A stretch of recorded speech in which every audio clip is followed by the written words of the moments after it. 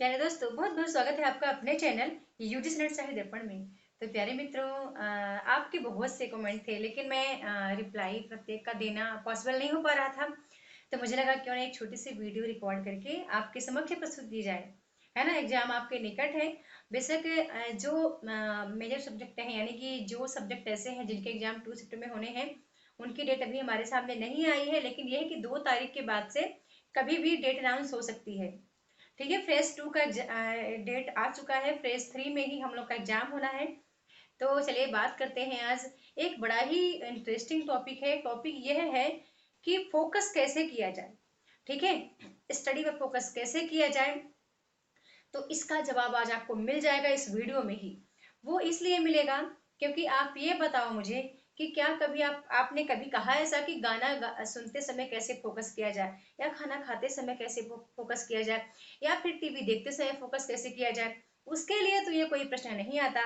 फिर ये सोचिए कि पढ़ाई के लिए ऐसा प्रश्न क्यों बनता है कि फोकस कैसे किया जाए। ठीक है, इसका सबसे एक बहुत सरल उपाय है। सबसे सरल उपाय है फोकस करने का। जो आप कहते हैं ना कि फोकस कैसे करें, इसका बहुत सरल उपाय है बंधु, कि आप प्रैक्टिस स्टार्ट करें। आप कंटिन्यू प्रैक्टिस करें। अभी भी यदि आपको लग रहा है कि आपकी सेहत थोड़ा बहुत खराब है, यदि तो ना कहें 2 4 10 दिन आप डिले कर सकते हैं। बाकी आप प्रैक्टिस जितना ज्यादा करेंगे और कंटिन्यू आप काम करेंगे, तो कभी आपको ये बता बोलने की आवश्यकता पड़ेगी ही नहीं कि फोकस कैसे करें। ठीक है, तो अभी मैं आपसे लास्ट टाइम ये कहना चाह रही एग्जाम के अकॉर्डिंग कि पेपर कहाँ से आएगा, सिलेबस से आएगा। है ना, सिंपल सा जवाब है। सिलेबल से बाहर पेपर आता नहीं है। सिलेबस कैसा है, थोड़ा सा लॉन्ग है, लेकिन ऐसा नहीं है कि सिलेबल से आप अनजान हैं। अनजान नहीं है, खासकर मेरे ग्रुप वाले। ये जितना मैंने आपको पीडीएफ दिया है, जितना मैंने टेस्ट दिए हैं, जितने मैंने लाइव क्लास दिए हैं, यदि उतना भी आप अच्छे से करते हैं ना, तो वो भी आपके लिए बहुत बहुत सरल है। परीक्षा को निकालना बहुत सरल है। दूसरी बात आप ये भी सोचो कि बंधु, पेपर में हर क्वेश्चन हार्ड नहीं होते। ठीक है, आप इसको एक इंटरेस्टिंग बना के स्टडी करो। मतलब ये चीज ना, काफी मित्र मुझसे तब कहते हैं जब मैं पेपर निकट आता है तो उनको घबराहट बहुत होती है। अच्छा, ये सारी चीजें मेरे साथ कभी नहीं हुई हैं कि मेरा मन घबराए, या मुझे ये लगे कि मैं क्या कर पाऊंगी, क्या लिखूंगी, या लोग क्या सोचेंगे कि मेरा एग्जाम क्वालिफाई नहीं हुआ है। ठीक है, जिस दिन आप इन सब चीजों का डर आप निकाल देंगे, तो बेहतर है कि आप बहुत आगे जाएंगे और बहुत बेहतर करेंगे। पहले तो खुद पर विश्वास करो आप। दूसरों पर विश्वास करने से ज्यादा है आपको खुद पर विश्वास करना है। ठीक है, तो ये सब चीजें आप हटा दो अभी भी माइंड से। लोग क्या सोचेंगे, वो कोई क्या बोलेगा, एग्जाम निकला नहीं निकला, मेरा एग्जाम अच्छा गया नहीं गया, गया, या मुझसे क्या बन रहा है क्या नहीं बन रहा है, इन चीजों को आप फोकस मत करिए। ठीक है, आपको पहले तो खुद पर विश्वास करना है कि नहीं, मैं इसको कर लूंगी। दूसरा, आप खुद को ये ट्रस्ट दिलाना है, खुद को दिलाना है कि एग्जाम मतलब सिलेबस जो हमारा है, इतना भी कठिन नहीं है कि हम उससे परिचित नहीं हैं। हमने ग्रेजुएशन और पीजी में इन्हीं सिलेबस को स्टडी किया। तब हमारा जो एग्जाम होना है, लगभग एमए के बेस पर एग्जाम होना है। अब आप मुझसे पूछेंगे कि मेरा मेरा जो मेरी पकड़ है वो हिंदी पे कैसे है और क्यों है, और अभी भी हमेशा ताज़ा क्यों है। उसकी वजह यही है कंटिन्यू स्टडी करना। ठीक है, फिर ये भी है कि मेरा 2016 में एमए हुआ था, यानी कि उससे मैंने कभी भी स्टडी में गैप नहीं किया। ठीक है, गैप न करने की वजह से मेरा कंटिन्यू चलता गया और चीज़ें तरोताज़ा हैं अभी भी। ठीक है, 16 में एमए, फिर 17 में मैंने पीजीटी टीजीटी की तैयारी, हमारे यहाँ संविदा शिक्षक वर्ग 1 2 की एमपी में तैयारी होती है, उसको मैंने किया। तो वो वैकेंसी नहीं आई। ठीक है, 18 में मैंने उसको छोड़ दिया। तो प्रॉपर हिंदी का जो मतलब हिंदी साहित्य का इतिहास वगैरह था, तो ये चीज़ें काफ़ी चीज़ें क्लियर हो चुकी थी मेरी। मैंने 19 में नेट को स्टार्ट किया, नेट मतलब की प्रिपरेशन स्टार्ट की। 20 मिनट क्लियर हुआ, 21 मिनट क्लियर हुआ टू टाइम, और फिर मैं जेआरएफ के लिए लग गई। ठीक है, तो ये चीज़ें मुझे सरल क्यों लगी, पहली बात तो मुझे मेरा फोकस मुझ पर मतलब फोकस क्या है मेरा, ये मुझे याद है।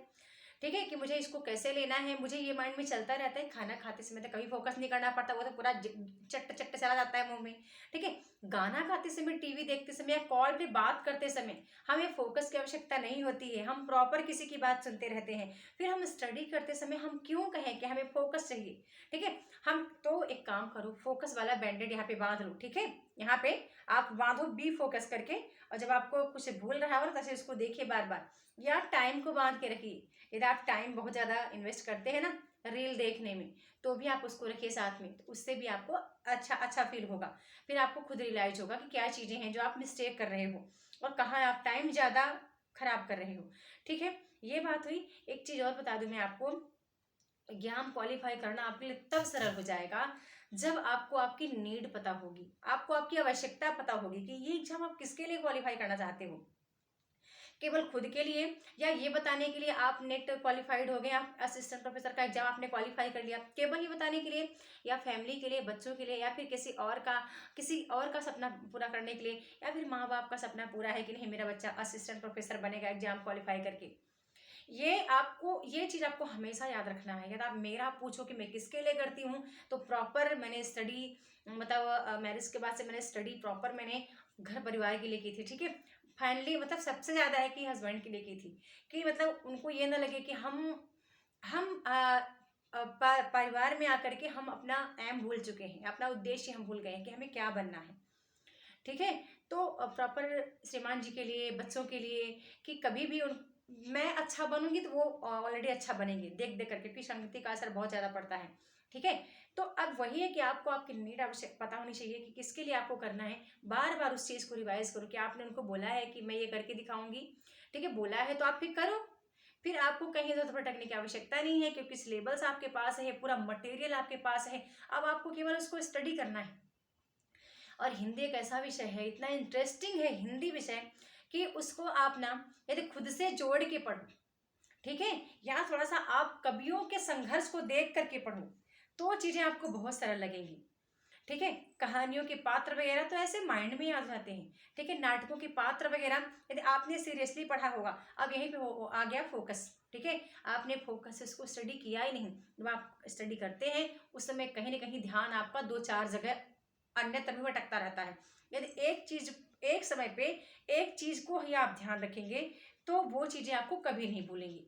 ठीक है, अब मैं आपको अभी बात कर रही थी, पिछले कुछ वर्ड्स में मैं बोलना चाह रही थी कि सिलेबस जरूर लॉन्ग है, लेकिन ऐसा नहीं है कि आप उससे रूबरू नहीं है, आप उससे परिचित नहीं है। सिलेबस से आप बिल्कुल परिचित है। अब ऐसा भी नहीं है कि सभी प्रश्न कठिन कठिन आएंगे या सभी प्रश्न हार्ड होंगे। ठीक है, कुछ क्वेश्चन हार्ड हो सकते हैं, लगभग 10 से 15 प्रश्न आपके पेपर में। यदि आपके विषय की बात करूं तो सब क्वेश्चन आते हैं। 100 क्वेश्चन में से बिल्कुल मान के चलें कि 20 से 25 प्रश्न ऐसे होंगे जो बहुत इजी होंगे, जो सबसे बनते होंगे। फिर ऐसा मान के चलें कि फिर से ऐसे 20 से 25 क्वेश्चन ऐसे हैं कि जो कि मीडियम साइज का है, कुछ लोगों से बन रहा है, कुछ लोगों से बनता हुआ गलत हो रहा है। ठीक है, ऐसा भी कुछ लोगों को याद आता है, प्रॉपर आंसर लगा पा रहे हैं, कुछ लोगों को याद आ तो रहा है लेकिन आंसर भी गलत लगा रहे हैं। ठीक है, फिर ऐसे ही 15-20 क्वेश्चन ऐसे होंगे जो हर किसी को नहीं आते होंगे।